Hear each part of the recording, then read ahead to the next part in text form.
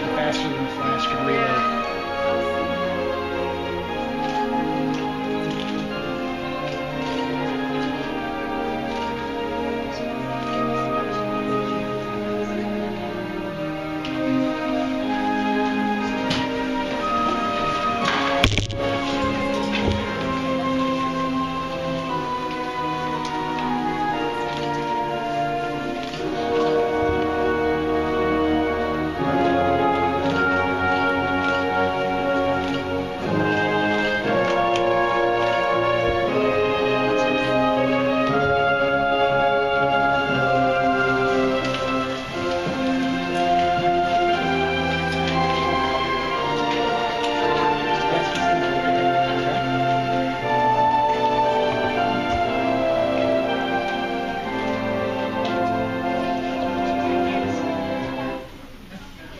Okay. Rest of the breast. Friends, we gather here today to witness a perfectly reasonable and ordinary thing. The beginning of the legal partnership between Daniel Robert Rice and Lisa Marie Bauer. Their union is not special or unique, and it certainly isn't divinely inspired. Their paths crossed not by the will of the stars, but after each conducted a methodical and careful query on an internet dating website. These search results led to the exchange of emails and later phone calls, all culminating tumultuously towards a date. Thereafter meeting and having fancied one another, their friendship and companionship emerged. Over time, they amassed a wealth of data regarding their shared values, goals, and overall compatibility as partners. And eventually, this data revealed that it would be perfectly rational and pragmatic to become spouses. Daniel and Lisa do not believe that their love is a magical or intangible thing, nor do they believe that marriage is some sort of a sacred manifestation of that love. Their partnership does not begin today, but begins when they started making important decisions together, when they began making compromises that put their shared needs ahead of their individual wants. When they had amassed enough shared experiences of any variety to lead them to a kind of profound intimacy not so easily achieved. One that couldn't be achieved only by the exchange of gestures and jewelry. To elaborate more on the nature of love and partnership, Lisa and Daniel have selected the following reading. Okay. This is cited in your program. Because limbic resonance and regulation join human minds together in a continuous exchange of influential signals, every brain is part of a local network that shares information, including attractors. Limbic attractors thus exert a distorting force not only within the brain that produces them, but also on the limbic networks of others, calling forth compatible memories, emotional states, and styles of relatedness in them. Through the limbic transmission of an attractor's influence, one person can lure others into his emotional virtuality. All of us, when we engage in relatedness, fall under the gravitational influence of another's emotional world, at the same time that we are bending his emotional mind with ours.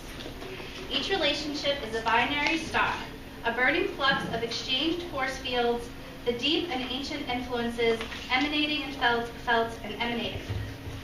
The limbic transmission of attractors renders personal identity partially malleable.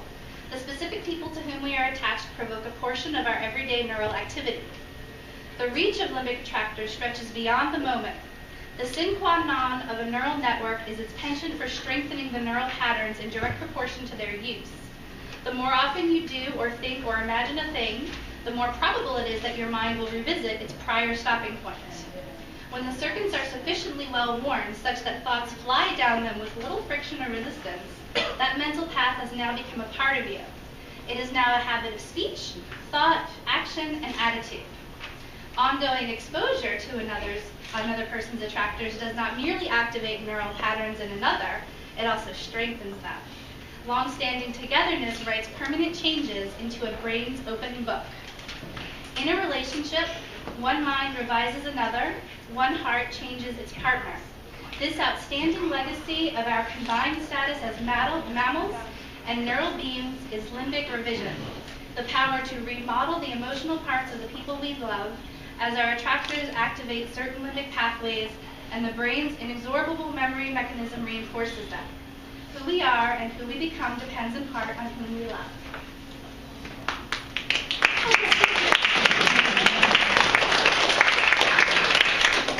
There'll be a quiz on this tomorrow. And now, Lisa and Daniel will exchange vows they have designed to be both adaptable to their potentially changing needs and impossible to ever truly break. Daniel and Lisa do not believe in pseudo-promises of eternal love and devotion. People can change, and they embrace that possibility. They marry today not because they have been gifted with the supernatural ability to see into their futures and know that they will end their days together in one of their deaths, but because, given the data, they have concluded that their partnership is highly improbable to end beforehand. Her words, huh? Daniel, you ready? How you doing? Do you wish to join Lisa in legal partnership, become and remain her spouse for as long as you both consider it reasonable? This is great. Lisa, do you wish to join Daniel in legal partnership, become and remain his spouse for as long as you both consider it reasonable? I do. Rings.